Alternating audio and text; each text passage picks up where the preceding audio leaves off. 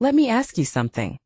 Have you ever watched a movie where the protagonist spends the entire first act waiting for the plot to start? That's basically what Brooklyn Nets fans are living through right now. Imagine this scene. Michael Porter Jr. standing outside a trendy New York spot, waiting while security checks names. Meanwhile, Jalen Brunson walks in without a second glance. It's not just a moment of awkwardness.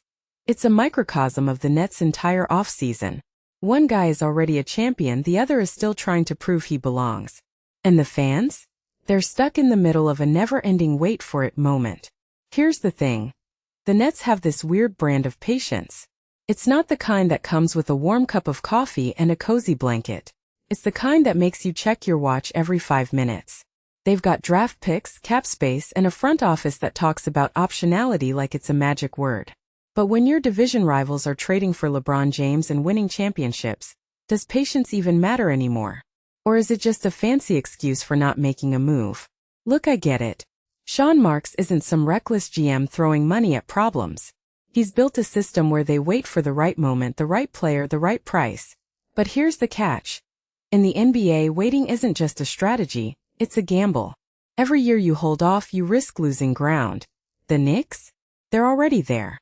The 76ers? They traded Paul George for Jaylen Brown and then lured LeBron with a ring. The Celtics? They've got Tatum and a system that adapts. Meanwhile, Brooklyn's got Julius Randle, Mikel Brown Jr., and a bunch of "we're still developing" speeches. It's like they're building a spaceship while everyone else is already in orbit. What really bugs me is this idea that patience is a virtue in sports.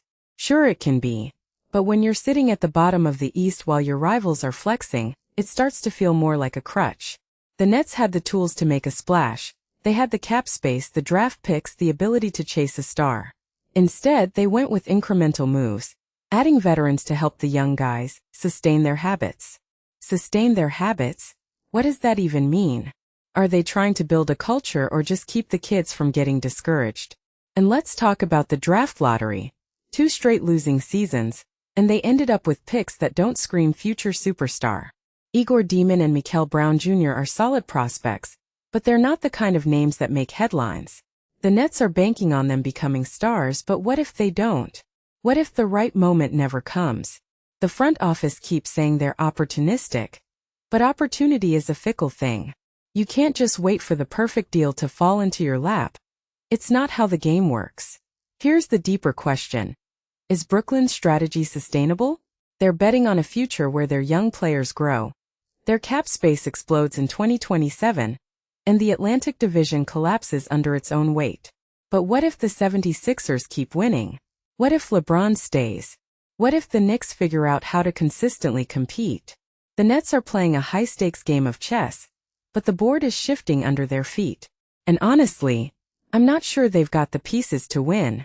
So what's the takeaway here? Patience is a double-edged sword. It can be the difference between a rebuild and a dynasty, or it can be the reason you're left wondering why you ever waited in the first place. For Brooklyn fans, the next few years are going to be a test of faith. Will the Nets finally make the move that turns their optionality into something real? Or will they keep waiting while the rest of the league passes them by? I'll tell you this. If they don't act soon, the next time someone checks a guest list, they might not even remember the Nets' name.